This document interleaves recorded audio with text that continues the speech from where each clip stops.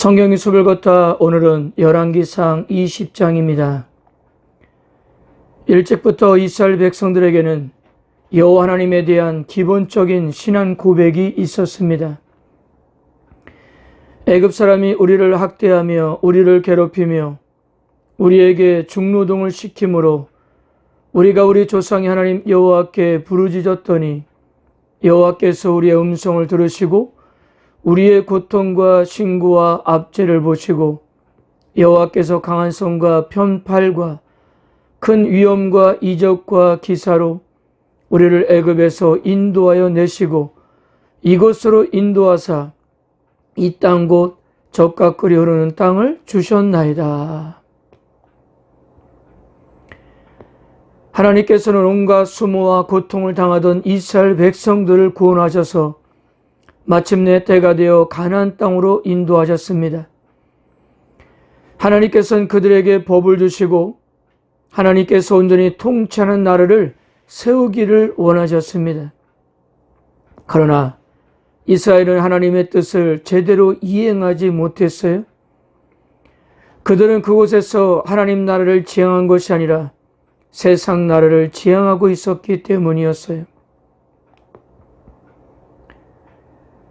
그러므로 이스라엘의 역사는 그들이 어떻게 하나님의 뜻을 어기고 추락하고 있는지를 여기에 하나님께서는 추락하는 이스라엘을 부여잡고 씨름하는 시간이 곧 이스라엘의 역사였던 것입니다.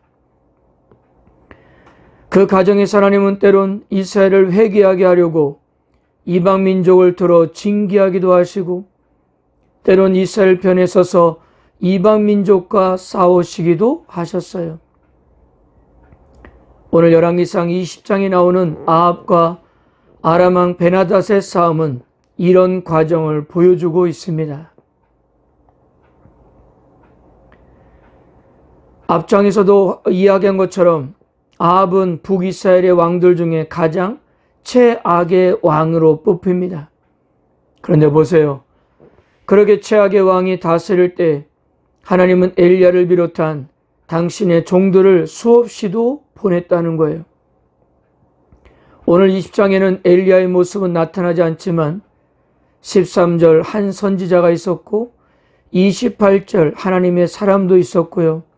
그리고 35절 선지자 무리 중 한 사람도 이렇게 하나님이 아합에게 보냈던 것입니다. 비록 아합이 하나님을 떠난 죄가 크지만 그도 하나님의 백성이기에 아람이 쳐들어와 마구잡이로 협박하고 공격하는 것을 차마 볼 수가 없었던 것입니다. 여러분, 이것이 바로 하나님 아버지의 마음이셨던 거예요. 그래서 하나님께서는 이번 사건을 통해서 아합이 하나님의 살아계심을 알고 다시 돌아올 수 있도록 기회를 주고 계신 것입니다. 오늘 20장을 보면 아람 왕 베나닷이 주변 30명의 왕들을 모으고 이끌고 온 병력은 아합으로서는 감당할 수가 없는 병력이었어요. 그래서 베나닷이 은금과 자신의 아내들과 자식들까지 요구함에도 거절할 용기가 없었던 거예요. 물론 아합은 장로들과 의논 끝에 심기일전하면서 이렇게 말했습니다. 이스라엘 왕이 대답하여 이르되 갑옷 입은 자가 갑옷 벗는 자같이 자랑하지 못할 것이라 하라 하니라. 이것을 새 번역에서는 이렇게 번역했어요.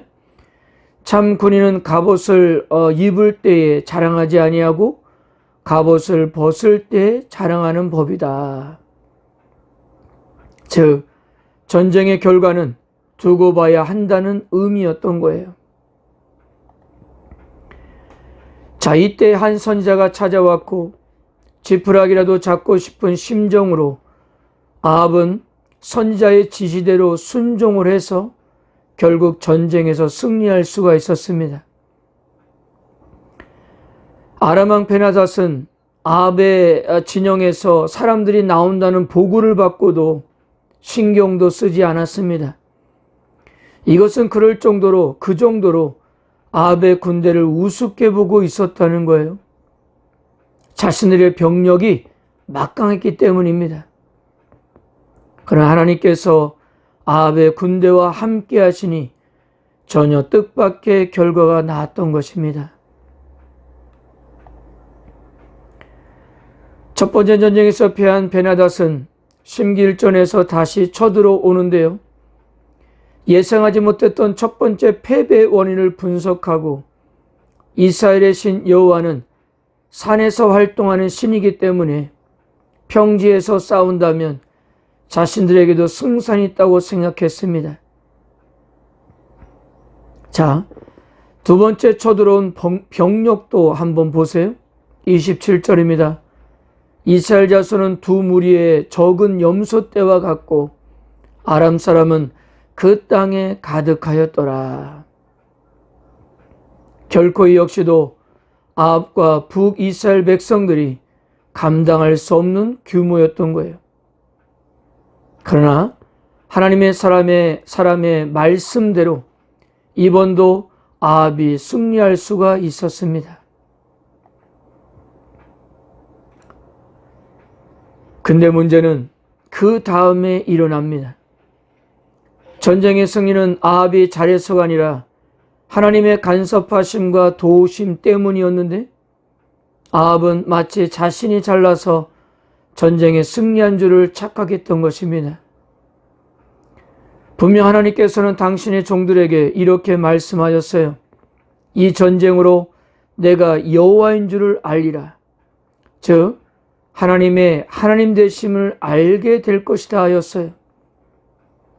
그리고 분명 아합은 이 전쟁으로 하나님의 살아계심을 분명히 목격했을 것인데 그 어디에도 하나님께 감사를 드린다든가 하나님께 영광을 돌리는 모습이 없었던 것입니다. 오히려 너무나 완벽했던 전쟁 승리의 도취가 되어 하나님을 모욕하고 이스라엘을 초토화시키려 했던 베나닷을 자기 형제처럼 대우하고 그와 조약을 맺고 보냈던 것입니다. 불행하게도 하나님께서는 계속적으로 기회를 주시는데도 불구하고 아합은 여호와 하나님께서 어떤 분이심을 분명히 목격하고도 돌이키지 않았습니다.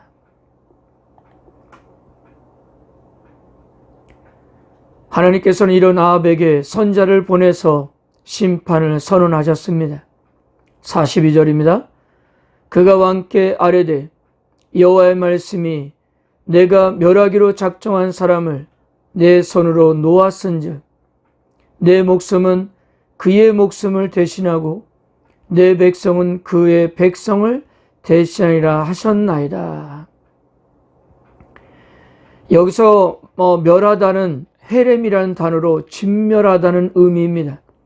그러니까 하나님을 모욕하고 이스라엘을 정복하고자 했던 베나닷은 하나님께서 멸하기로 작정한 사람, 즉 헤렘의 대상이었던 거예요.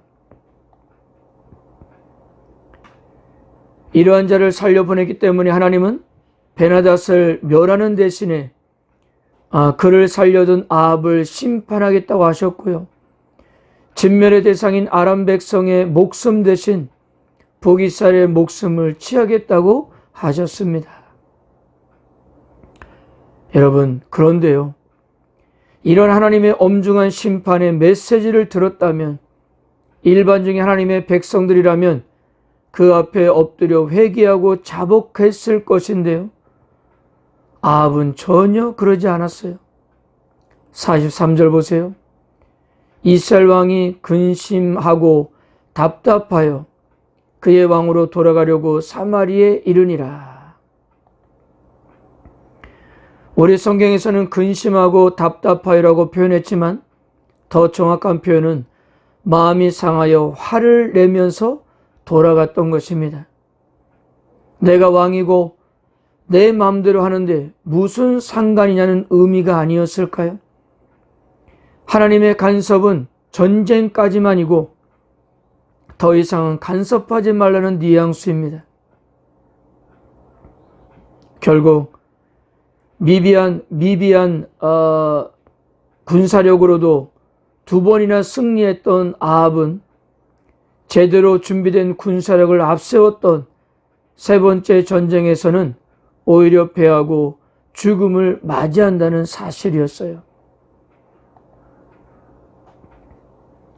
사랑하는 성도 여러분, 오늘 열왕기상 20장에서도 아합과 북이스라엘이 살 길이 무엇인지를 보여주었습니다. 나라의 큰 위기 속에서 그것을 극복할 수 있었던 것은 하나님께서 보낸 선지자의 지시를 잘 따랐기 때문입니다. 바로 이러한 그림이 북이스라엘의 살 길이었던 거예요. 그런데 아합은 그런 기적적인 경험을 했음에도 하나님을 인정하지 않았습니다. 사랑하는 성도 여러분, 열왕기상을 공부하면서 계속적으로 말씀드리지만 우리 하나님은 지금도 살아계심을 믿으시기를 바랍니다. 우리들의 삶의 여러 가지 문제들의 해결은 궁극적으로 하나님께 있는 겁니다. 그 하나님께서는 나에게 일어나는 많은 일들 속에서 당신만을 의지하기를 원하십니다.